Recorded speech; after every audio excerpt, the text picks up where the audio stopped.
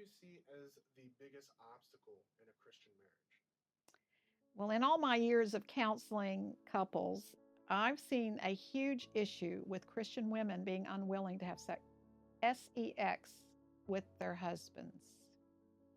You see, when we're dating, your eyes are filled with stars and you're infatuated and you think you've found Prince Charming, and then you get married, and guess what? He's a frog.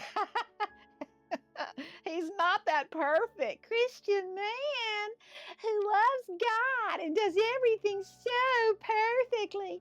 No, you're very disappointed when you find out that your husband is not perfect, but you're not either. He's also somewhat disappointed, I'm sure. But unmet expectations is the biggest issue in marriage because both people come into the marriage with all these expectations for what they think their marriage is going to be like and what their spouse, how they're going to react and how they're going to act. So when this happens, women tend to lose respect for their husbands. Well, there's a commandment to women. Women, respect your husband. And it doesn't matter if he's not perfect. You have to show him respect, especially when you got children. You show your husband respect because he's the head of the household.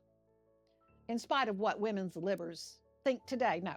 God created a specific order in the home, and the husband is the head of that home. Now we have to show that man the respect he is due, regardless if his imperfections bother you, irritate you, or you find that you're so spiritually superior to my husband. I'm speaking to Christian families.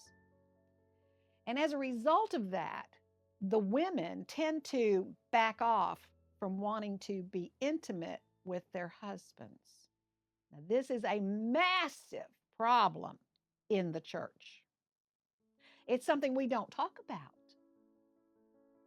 Now, I'm not saying that the husbands deserve all this because they're so perfect. No. In fact, they're all messed up in their own stuff, especially if they're getting on the computers and doing things they're not supposed to do. But overall, in a normal, healthy relationship, marriage, the biggest issue is women. I'm going to talk to women right now. It's kind of hard looking at a man, but women who are watching this show, you can live without it, but your husband can't. Do you understand what I'm saying? It is a part of his manhood.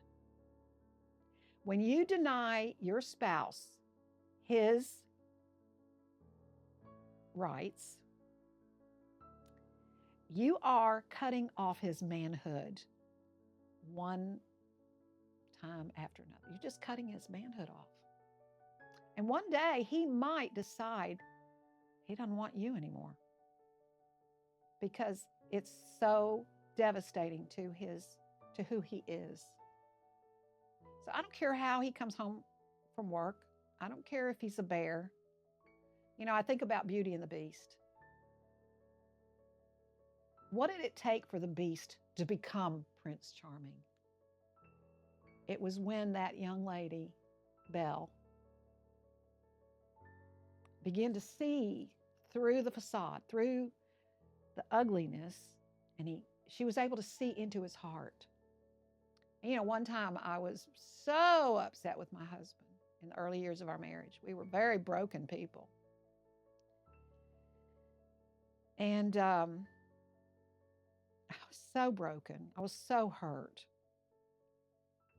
And I went to God about it. And he said, Connie, I want you to see your husband the way I see him. He said, is there anything your son, who was maybe 5 or 6 years old, is there anything that your son could do that would make you not love him? Is there anything? If he became a mass murderer and killed everybody, would you quit loving him? Of course not. Because my love for my son is unconditional. And he said, well, when I see your husband, I see a little Dwight in a big man's body. I want you to see him the way I see him. And you know what? We're called to love one another unconditionally. Unconditionally. But a woman is commanded to honor and respect her husband. And one way we do that is in the bedroom.